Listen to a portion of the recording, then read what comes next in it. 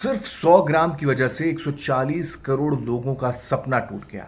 वो सपना जो बरसों से देखा जा रहा था, वो सपना जो हरियाणा प्रदेश की आवाम देख रही थी, पूरा मुल्क देख रहा था, देश देख रहा था। लेकिन हैरानी इस बात को लेकर है कि ओलंपिक जो पेरिस में खेले जा रहे हैं, जिसमें ऐसा पहली बार किसी भारतीय पहलवान ने किया था, महिला पहलवान ने किया था कि फाइनल में प्रवेश किया और ये उम्मीद लगाई जा रही थी कि महिला पहलवान गोल्ड लेकर आएगी।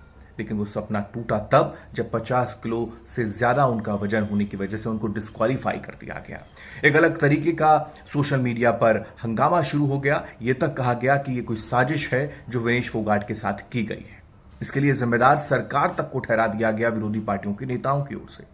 लेकिन सबके बीच अब यह स्थिति है कि विनेश फोगाट इतनी टूट चुकी हैं कि उन्होंने कुश्ती से ही अलविदा कर दिया है। ये वही विनेश फोगाट हैं जिन्होंने कुछ समय पहले दिल्ली के जंतर मंतर पर धरना प्रदर्शन किया था पहलवानों के साथ, महिला पहलवानों के साथ, ब्रजभूषण शरण को लेकर। बीजेपी के जो कि सांसद हैं, जिनको लेकर एक मामला लगातार तूल पकड़ता रहा और सरकार ने अपना उसको लेकर स्पष्ट नहीं किया। वो अलग बात है कि मामला जो है वो कोर्ट में चल रहा है और इसी वजह से हर बीजेपी का नेता बचता नजर आया।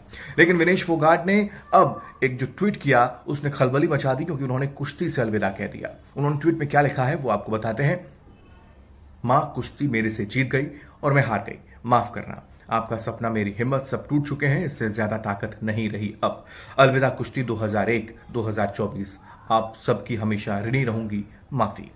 ये ट्वीट उन्होंने किया, जिसके बाद अब ये कयास लगाए जाने शुरू हो गए हैं कि क्या कुश्ती से अलविदा करने के बाद विनेश फोगाट एंट्री करने जा रही हैं राजनीति में, क्योंकि खेल और राजनीति का पुराना बड़ा रिश्ता है।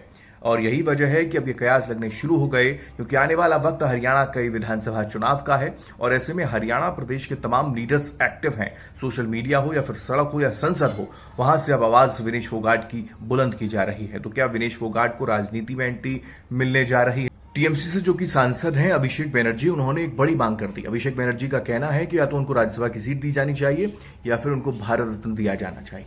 और इसी मांग ने अब एक खलबली मचा दी है कि क्या कुश्ती से रिटर्न होने के बाद जो विनेश फोगाट हैं वो राजनीति में आने वाली हैं। विनेश फोगाट को भारत रत्न मिलना चाहिए, बल्कि महावीर जो हैं, जो उनके पिता हैं, उनको भी भारत रत्न मिलना चाहिए। ये मांग भी सोशल मीडिया के माध्यम से शुरू हो चुकी है। यानी कि अब ये पूरा मामला जो है वो राजनीति के इर्द गिर्द घूमता नजर आएगा।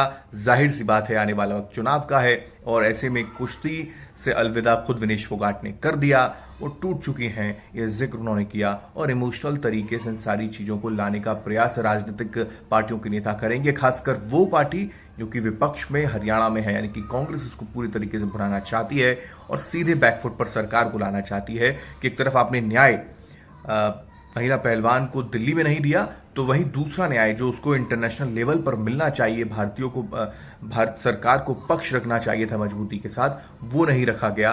इस वजह से उसके साथ वहां पर भी अन्याय हुआ है। आपको क्या लगता है कि क्या विनेश फोगाट ने जो अलविदा कुश्ती को कहा है उसके पीछे के मायने ये हैं कि वो राजनीति में अब एंट्री करने जा रही हैं?